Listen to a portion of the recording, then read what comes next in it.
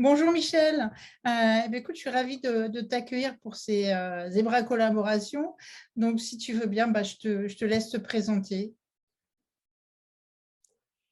Merci Monique, merci pour l'opportunité qu'on a de pouvoir échanger ensemble. Je suis présentement le président de la Société internationale des coachs en PNL. Il y a un petit peu plus de 200 coachs. On est près de 215 coachs répartis en France, au Canada, Suisse, Belgique, Tunisie, Sénégal. Et cette Société internationale des coachs, avec laquelle je travaille depuis 3 ans à titre de président, on a à cœur de faire bénéficier pour nos membres de nouvelles connaissances, principalement avec les neurosciences. Ensuite de ça, par rapport aussi à la PNL qui continue de progresser, aux directeurs et aux directrices d'école qui continuent à faire de la recherche et des analyses. Et les neurosciences, pour nous, ça vient consolider, ça vient conforter les coachs lorsqu'ils font du coaching, c'est-à-dire ça permet aux coachs de bénéficier de connaissances supplémentaires qui, elles, ces connaissances supplémentaires-là, permettent au coaché, à notre client, notre cliente, d'en bénéficier également. Donc, chacun, c'est comme une roue, hein? C'est vraiment une interaction qui est hyper intéressante et qui vient, comme je te dis, conforter, qui vient nous aider, qui vient aussi nous aiguiller puis nous ouvrir des nouvelles avenues en coaching. Et tu sais, récemment, tu publiais un article par rapport à l'hémisphère gauche et l'hémisphère droit, puis bon, ben, en disant que plus la science avance, plus on s'aperçoit que les deux, c'est plus ou moins vrai qu'un est plus fort que l'autre dans telle situation et que ça se rejoint. Et c'est ce qui est intéressant avec la science, dans le sens où la science nous appelle et nous rappelle de constamment se poser des questions par rapport aux énoncés qu'on faisait dans le passé, qu'on avait pris pour acquis. Et c'est la grande force de la science, c'est la grande force d'étude.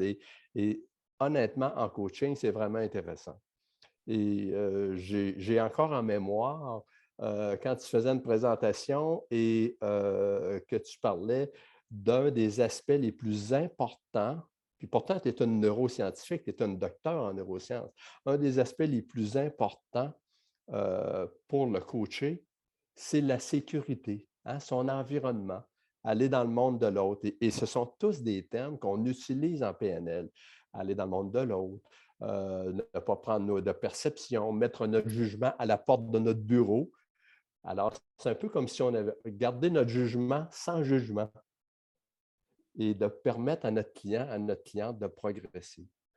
Et récemment, j'avais des jeunes avec leurs parents, j'avais des professionnels, j'avais des sportifs de haut niveau. Et comme c'est tellement important que le coaché puisse être dans un environnement sécuritaire qui lui permet de reconnecter avec ses forces, hein, de reconnecter avec ses forces intérieures. Et ça, c'est un peu grâce à, justement, à tout le travail que la PNL fait, mais aussi qui est assisté des neurosciences, parce que c'est comme si on avait une mesure. Ce qu'on a cherché souvent, honnêtement, il faut être honnête, à aller mesurer avec la PNL. Et avec les neurosciences, je crois que ça fait un très, très bon maillage.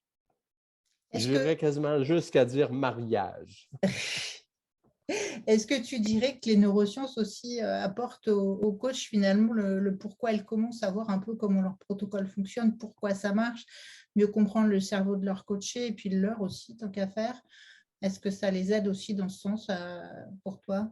Oui, ça les aide effectivement à comprendre un peu le fonctionnement du cerveau et sans en faire, on s'entend, sans en faire des scientifiques, mais ça leur donne suffisamment d'éléments de base pour se raccrocher et d'être capable d'en discuter avec les gens et d'être capable de parler d'un système de récompense, d'être capable de parler un peu du système de récompense de l'enfant qui, lui, est très content, alors que l'autre système de récompense qui récompense l'effort, qui récompense, oups, et tout à coup, quand on se met à discuter de ces choses-là en coaching avec notre client ou avec notre cliente, on sent une espèce d'apaisement chez le client ou la cliente.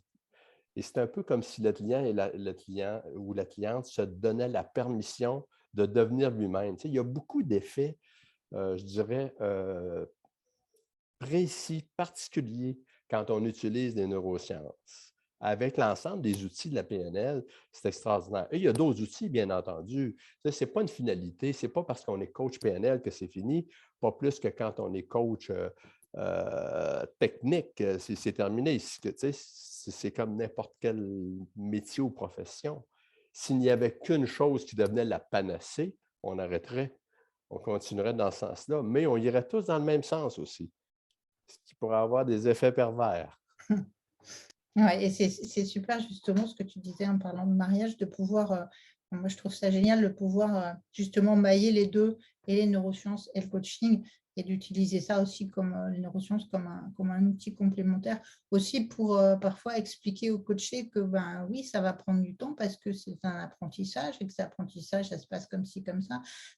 Ça démystifie un peu ce qu'on leur propose, ça leur explique aussi pourquoi ben là, vous allez sortir du stress, ou le stress, ça fonctionne comme ça, sans rentrer dans des trucs super techniques, mais du coup, ça devient plus concret, et parfois, l'idée passe mieux. Je ne sais pas si tu as observé ce genre de choses aussi. Oui, tout à fait. Tout à fait. Puis, tu sais, ça enlève aussi par rapport, et principalement par rapport au coaching PNL. Puis encore là, tu sais, je suis très honnête et très transparent. Ça enlève tout le côté ésotérique. Mm.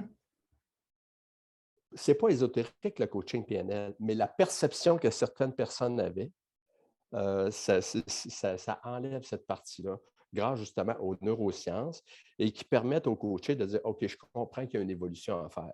Je comprends que mon système d'apprentissage doit passer par certaines choses, et j'accepte de le faire. Pourquoi?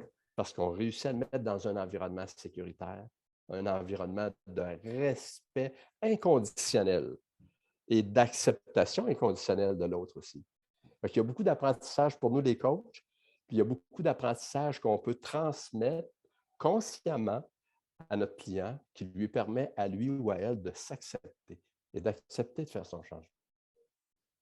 Est-ce que tu dirais que les neurosciences peuvent apporter une certaine base, un certain fondement scientifique finalement au coaching, à l'approche PNL et coaching en général?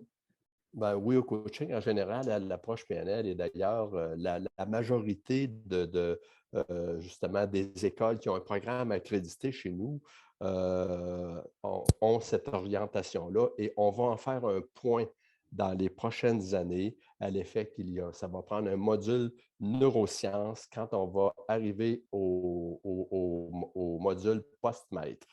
Alors, quand les gens vont avoir l'accréditation de coach, il va y avoir obligatoirement un module de neurosciences. C'est tout à fait dans la logique puis dans l'évolution des choses. C'est dans la normalité des choses. Et les gouvernements attendent ça, nos clients corporatifs attendent ça, et nos clients particuliers attendent ça également. Super. Bah, écoute, c'est génial ça. C'est très bien. Bravo. Oui.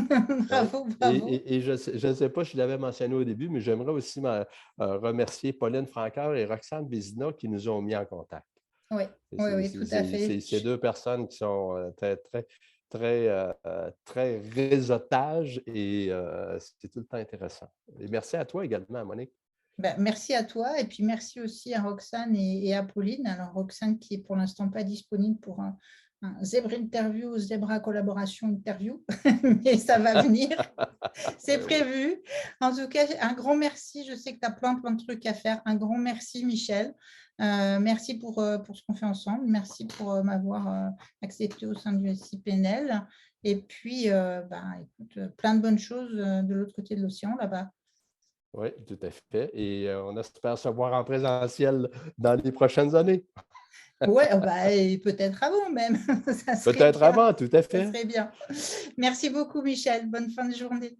Au revoir. Merci, Monique. Au revoir.